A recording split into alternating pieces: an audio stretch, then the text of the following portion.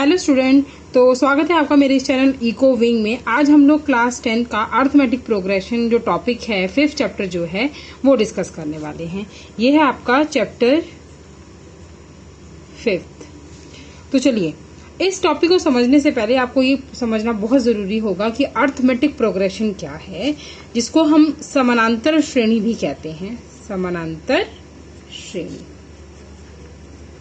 तो समानांतर श्रेणी का मतलब ये होता है कि कोई भी मेरे पास नंबर्स हैं, जैसे 2, 4, 6, 8 या फिर 1, 4, 9, 6। अब आप देख सकते हैं कि इन नंबर्स में, ये नंबर्स में जो गैप है वो बिल्कुल बराबर है, लेकिन इन नंबर्स में जो गैपिंग है वो अनइक्वल है, इक्वल नहीं है। जैसे 4 में से 1 को अगर हम सब्ट्रैक्ट करेंगे तो 3 आएगा, 9 में से 4 को सब्ट्रैक्ट करेंगे तो 5 आएगा, ऐसे ही 9 में से 6 को हम सब्ट्रैक्ट करेंगे तो 3 आएगा।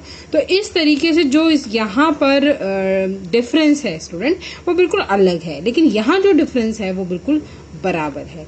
तो जितनी भी हमारी इस तरह की सीरीज होती हैं उसे हम लोग कहते हैं अर्थमेटिक प्रोग्रेशन, यानी कि समांतर श्रेणी।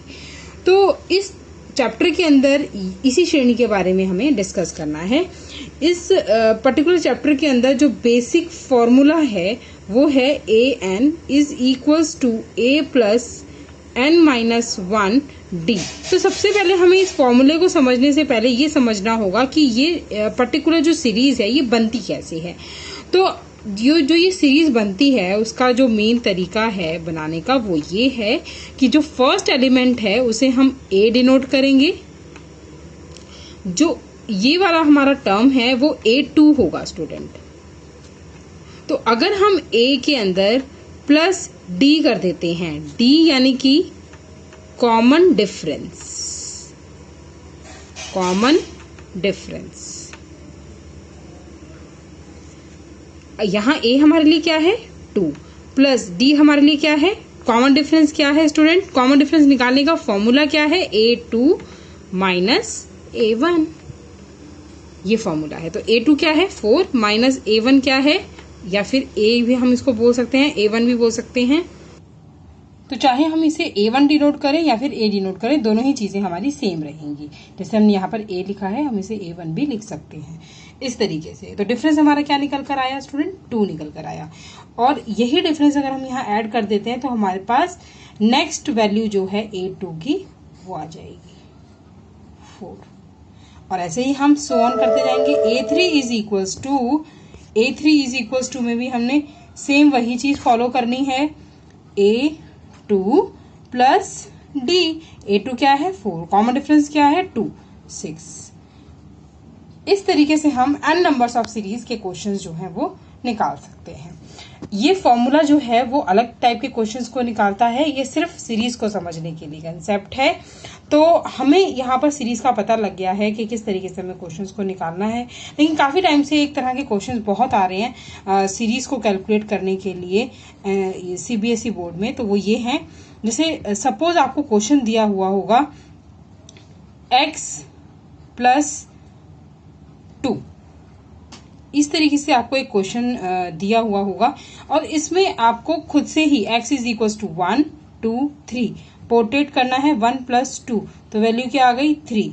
ऐसे ही नेक्स्ट अगर सीरीज, ये फर्स्ट टर्म आपका हो जाएगा और x प्लस 2 में नेक्स्ट जो वैल्यू हम लेंगे वो 2 लेंगे, 2 प्लस 2 तो वैल्यू हमारी आ जाएगी सेकेंड टर्म वाइज 4। इस तरीके से तो हमारी सीरीज बन जाती है 3, 4, ऐसे सो ऑन हम बनाते जाएंगे। x प्लस 2, 3 प्लस 2 यानी कि 5 थर्ड। फिर इन्हीं सीरीज पर आगे क्वेश्चंस बन जाते हैं। तो इस तरीके के क्वेश्चंस हमारे को आने चाहिए, सीरीज को फाइंड आउट करना आना चाहिए कि किस तरीके से हमें करना है। ये एक्सरसाइज के जितने भी क्वेश्चंस होंगे उसमें मैं आपको जरूर समझाऊंगी। तो यहाँ पर हम चलिए आगे बढ़ते हैं इस फॉर्मूले के साथ। ये जो फॉर्मूला है वो ये कहता है कि आपको, जैसे सीरीज गिवन है, सपोज करो हम एग्जाम्पल ले लेते हैं। एग्जाम्पल मेरे पास है 3, 6, 9। अब मैं ये एक नॉर्मल सीरीज है जिसमें 3, 3 का गैप है और मैंने ये आपको क्वेश्चन दिया कि इसका 20th टर्म निकालो। नॉर्मल टर्म तो हम निकाल देंगे, लेकिन 20th टर्म कैसे निकलेगा। तो 20th टर्म निकालने का जो तरीका है वो ये है, an is equals to a plus n minus 1 वाले फॉर्मूले को फॉलो करेंगे और सीरीज में कौन सी चीज क्या है पहले इस पे ध्यान देंगे। तो a हमारे लिए क्या है 3, n हमारे लिए क्या है 20th टर्म और d हमारे लिए क्या है, कॉमन डिफरेंस 3 है। an हमारे लिए क्या है, an यहां पर हमारे लिए 20th टर्म ही है। तो इस तरीके से हमें क्वेश्चंस को निकालना है। 20th टर्म की वैल्यू क्या है, टर्म वैल्यू, ये आपको हमेशा ध्यान रखना है क्योंकि ये कंफ्यूजिंग होता है। एन में और ए एन में बहुत ज्यादा डिफरेंस होता है स्टूडेंट, राइट। तो चलिए हम इस क्वेश्चन को अब सॉल्व करते हैं। A N is equals to A plus N minus 1 D. तो यहाँ a हमारे लिए 3 है, प्लस n हमारे लिए 20 है, माइनस 1, d हमारे लिए 3 है, 3 प्लस 19 इंटू 3, 57 आपका यहाँ पे आ गया और ये वैल्यू आ गई हमारे पास 60। तो 20th टर्म जो हमारा है वो 60 होगा। एक चीज यहाँ पर मैं आपको और बता देना चाहूंगी कि ये जो क्वेश्चंस हैं इसमें ज्यादा ब्रॉड क्वेश्चंस आने के चांसेस नहीं होते हैं, बस इन्हीं फॉर्मूलेज के इर्द गिर्द क्वेश्चंस आते हैं। फॉर एग्जाम्पल हम एक एग्जाम्पल इसी का ही ले लेते हैं कि हमारे पास ए एन गिवन है 60 और ए गिवन है 3, n गिवन है 20 और d हमारे पास नहीं है स्टूडेंट, और हमें क्वेश्चन में d निकालने के लिए दिया गया है। तो हमें सेम फॉर्मूला लगाना होगा, a plus n minus 1 d। a n मेरा 60 है is equals to 3 plus n 20 minus 1 और d हमारे पास नहीं है तो हम d की जगह d ही लिखेंगे। माइनस 3 इज इक्वल्स टू ये 19 हो गया, ये डिवीजन में हमें रखना है। 57 इज इक्वल्स टू 19 d और अब हम क्या करेंगे, d is equals to 57 divided by 19, तो d हमारे पास क्या आ गया 3। तो इस तरीके से हम वेरीफाई भी कर सकते हैं कि जो हमारे पास d की वैल्यू है वो 3 ही है। तो इस तरीके से आपके पास जो क्वेश्चन बन जाता है वो या तो a फाइंड आउट करने के लिए होगा या 20 फाइंड आउट करने के लिए होगा या n फाइंड आउट करने के लिए या d फाइंड आउट करने के लिए या an फाइंड आउट करने के लिए। तो हर क्वेश्चन में ये 4 ही क्वेश्चन आप लोगों के बनते हैं जो आपको सॉल्व करने होंगे। अब इसी फॉर्मूले से रिलेटेड हमें एक और टाइप के क्वेश्चंस देखने हैं। आपको A6 गिवन होगा 18, A7 गिवन होगा 21 और आपको A30 निकालना है। कैसे निकालना है देखते हैं।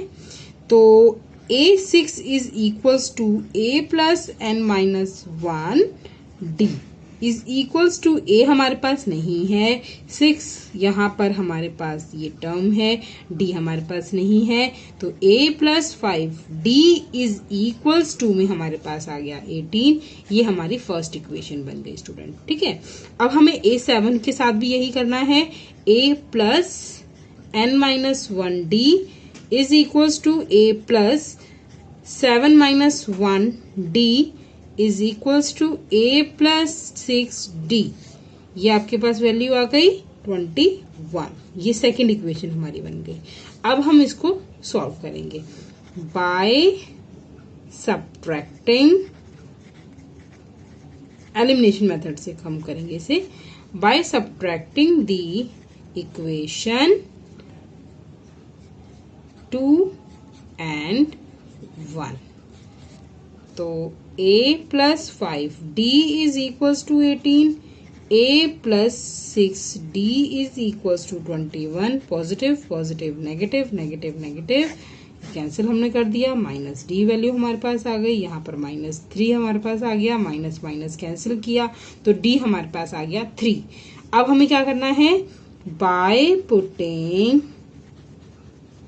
The value of D in equation, in किसी भी इक्वेशन में ला सकते हैं 1।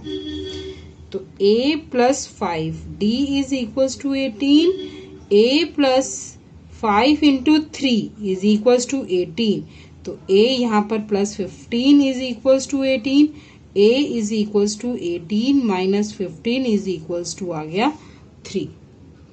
इस तरीके से अब आपको क्या करना है, डी और ए ये दोनों वैल्यूज को यूज करना है A30 निकालने के लिए। कैसे देखते हैं, A30 is equals to A plus n minus 1D is equals to A3 है, प्लस हमें 30th टर्म निकालना है, माइनस 1D हमारा 3 है। सेम हम चीज फॉलो करेंगे, प्लस 29 इंटू 3 87 प्लस 3, तो ये हमारे पास यहाँ 90 आंसर आ गया। इस तरीके से हम किसी भी तरह के क्वेश्चंस को सॉल्व कर सकते हैं with the help of single formula. अब आप यहाँ देख सकते हैं सिर्फ यही फॉर्मूला हमने हर जगह यूज किया है स्टूडेंट।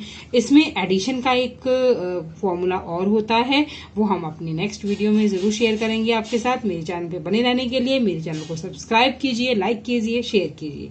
देखने के लिए थैंक यू सो मच, और प्लीज इन क्वेश्चंस की प्रैक्टिस जरूर कीजिए। Thank you.